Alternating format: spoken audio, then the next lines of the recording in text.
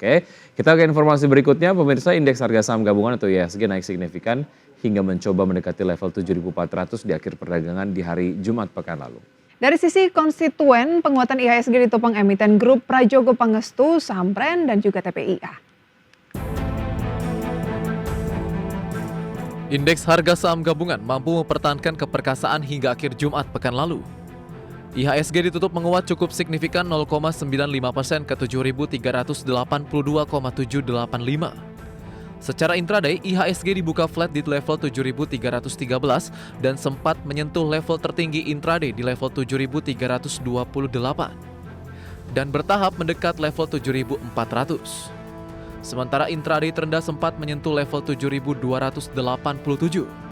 Dalam sepekan, IHSG melaju kencang dengan menguat 3,77% dan dalam sebulan terakhir di 1,92%. Penguatan IHSG ini disokong oleh sebagian besar indeks sektoral. Sektor dengan penguatan terbesar dicetak IDX Teknologi melonjak 1,82%, IDX sektor properti dan real estate menguat 1,75%, IDX sektor infrastruktur naik 1,12%, IDX sektor energi menguat 0,95%, sektor barang konsumen non-primer naik 0,31%, sektor keuangan menguat 0,29%, sektor perindustrian naik 0,19%, sektor barang konsumen primer menguat 0,16%, dan sektor barang baku naik 0,03%. Sementara itu, sektor kesehatan melemah tajam turun 0,61%, sektor transportasi dan logistik turun 0,44%. Dari sisi konstituen, saham milik Prajogo Pangestu PT Barito Renewables Energy Tbk atau BREN menjadi pendorong utama IHSG di 38,05 indeks poin. Saham BREN ditutup melesat 13,33% di level Rp8.500 per saham.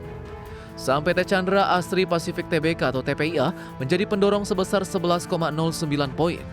Saham TPIA ditutup menguat 3,58% di level Rp8.675 per saham. Saham PT Pantai Indah Kapuk 2 Tbk atau PANI berkontribusi 9,28 poin. Saham PANI ditutup menguat 11,84% di level Rp17.000 per saham. Saham PT Bank Rakyat Indonesia Persero Tbk atau BBRI berkontribusi di 7,24 indeks poin. Saham BBRI ditutup menguat 1,17% ke Rp4.310 per saham. Saham PT Bank Mandiri Persero Tbk berkontribusi 6,70 poin. Saham BMRI ditutup menguat 1,22% di level Rp6.225 per saham. Penguatan IHSG terjadi di tengah Dewan Perwakilan Rakyat dan pemerintahan Presiden Prabowo Subianto akhirnya memberikan kepastian mengenai kebijakan pajak pertambahan nilai sebesar 12% di 2025. Implementasi kebijakan tersebut tetap sesuai rencana, namun hanya untuk barang mewah. Barang seperti mobil, apartemen, dan rumah mewah akan dikenakan tarif baru ini. Sementara barang pokok dan layanan masyarakat tetap dikenakan PPN 11%. Langkah ini memberikan sinyal kuat mengenai arah kebijakan fiskal pemerintah ke depan. DPR juga mengusulkan kepada Presiden Prabowo Subianto agar pajak pertambahan nilai kebutuhan pokok diturunkan. Alasan keputusan ini melihat pertimbangan kondisi daya beli masyarakat. Di sisi lain, Undang-Undang Harmonisasi Peraturan Perpajakan juga sudah mengamanatkan kebijakan berlaku sebelum Januari 2025. Berbagai sumber IDX Channel.